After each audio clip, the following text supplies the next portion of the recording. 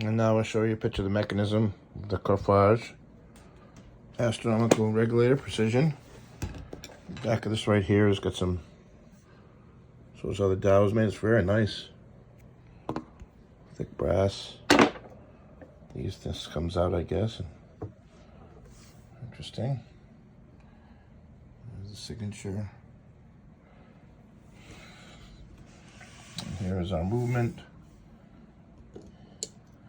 Interesting, it has a counterbalance here for the hand. It's so long, or I'm not sure, usually clocks don't have this unless they're really long hands, but meanwhile, it's very fine quality.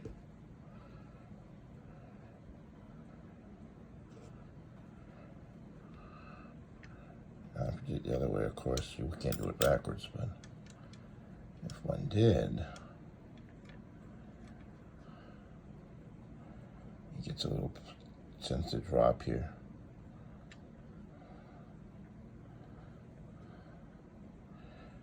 Anyway, it's nice. I didn't expect to see that in there. And here's your little hand that goes on here. There's a little bushing in here. This slides on here. And then this slides in to fill the space. And plus it looks nice. That's your grommet, because the winding arbor is through there as well. So it's got a little grommet there to keep it from scratching the hand.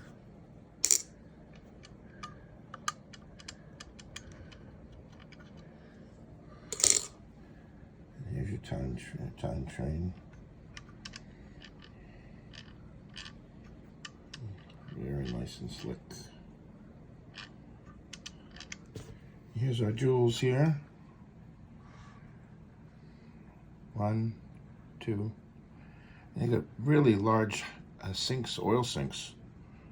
Tell you the truth, I think I filled them up. When I cleaned it up, it was full, and I think they're meant to fill up with that oil, and it draws it in. It's quite a thick plate, so it draws in capillary action. But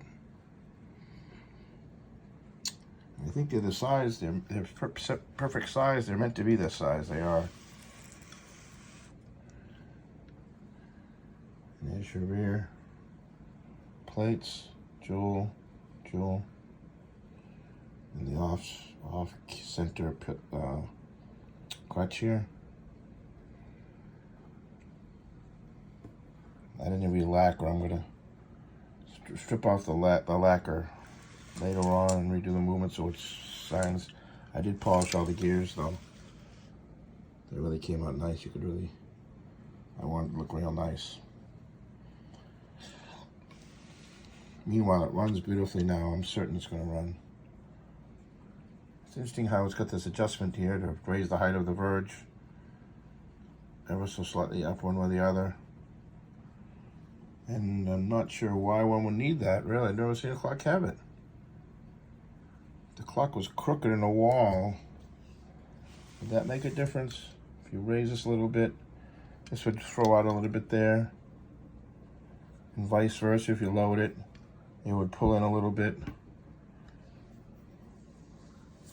To be figured out later. Timekeeping wise, it's got no relevance. Actually, if that was raised up a little bit, it might.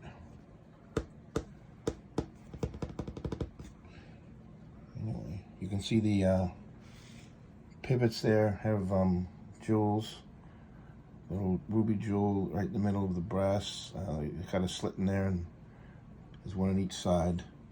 It's hard to see. You're gonna see it from underneath, but beautiful piece of goods, beautiful movement, and we'll be setting it up, and I'll take a picture, and hopefully you can hear it. Nice tick. It was very faint before, but when I first dismantled this clock, even the balance wheel wasn't spinning freely. Now it spins freely. And I noticed that between about 5 to 5 seconds, I couldn't get the dial out to see it, but it was causing a stutter step in the pendulum. And I was afraid maybe one of the teeth were bent.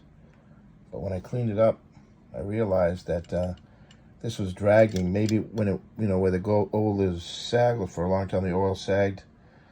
When it first was done, it became a gel and probably became gelatinous and maybe thick grease, as it does over many years. And it probably was the point where somehow it was just sticking at 55-second mark when it was rotating the pendulum.